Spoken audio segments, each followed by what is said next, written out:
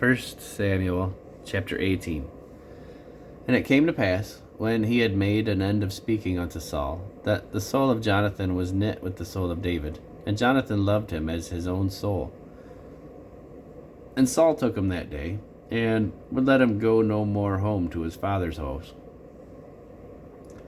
Then Jonathan and David made a covenant, because he loved him as his own soul. And Jonathan stripped himself of the robe that was upon him, and gave it to David, and his garments, even to his sword, and to his bow, and to his girdle. And David went out whithersoever Saul sent him, and behaved himself wisely. And Saul set him over the men of war, and he was accepted in the sight of all the people, and also in the sight of Saul's servants. And it came to pass, as they came, when David was returned from the slaughter of the Philistine, that the women came out of all the cities of Israel, singing and dancing to meet King Saul with tabrets, with joy, and with instruments of music. And the women answered one another as they played, and said, Saul hath slain his thousands, and David his 10,000s. And Saul was very wroth, and the saying displeased him. And he said, They have ascribed unto David 10,000s, and to me they have ascribed but thousands. And what can he have more but the kingdom? And Saul eyed David from that day forward.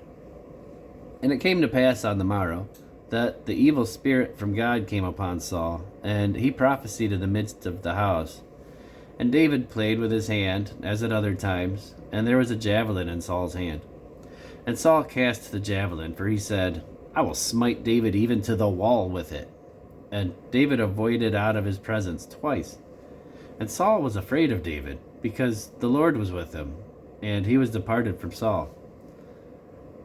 Therefore Saul removed him from him, and made him his captain over 1,000. And he went out and came in before the people. And David behaved himself wisely in all his ways, and the Lord was with him.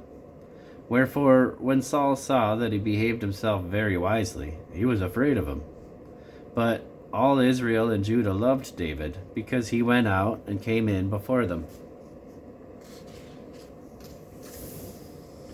And Saul said to David, Behold, my elder daughter Merab, her will I give thee to wife.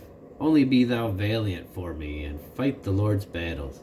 For Saul said, Let not mine hand be upon him, but let the hand of the Philistines be upon him. And David said unto Saul, Who am I, and what is my life, or my father's family in Israel, that I should be son-in-law to the king? But it came to pass, at the time when Merab, Saul's daughter, should have been given to David, that she was given unto Adriel the Maholathite to wife. And Michal, Saul's daughter, loved David. And they told Saul, and the thing pleased him. And Saul said, I will give him her, that she may be a snare to him, and that the hand of the Philistines may be against him. Wherefore Saul said to David, Thou shalt this day be my son-in-law in one of the twain. And Saul commanded his servants, saying, Commune with David secretly, and say, Behold, the king hath delight in thee, and all his servants love thee. Now therefore be the king's son-in-law. And Saul's servants spake those words in the ears of David. And David said, Seemeth it to you a light thing to be the king's son-in-law, seeing that I am a poor man and lightly esteemed? And the servants of Saul told him, saying, On this manner spake David. And Saul said, Thus shall ye say to David, The king desireth not any dowry, but 100 foreskins of the Philistines, to be avenged of the king's enemies. But Saul thought to make David fall by the hand of the Philistines. And when his servants told David these words, it pleased David well to be the king's son-in-law, and the days were not expired. Wherefore David arose and went, he and his men, and slew of the Philistines 200 men. And David brought their foreskins, and gave them in full tale to the king, that he might be the king's son-in-law. And Saul gave him Michal his daughter to wife. And Saul saw and knew that the Lord was with David, and that Michal, Saul's daughter, loved him. And Saul was yet the more afraid of David. and Saul became David's enemy continually. And the princes of the Philistines went forth. And it came to pass, after they went forth, that David behaved himself more wisely than all the servants of Saul, so that his name was much set by.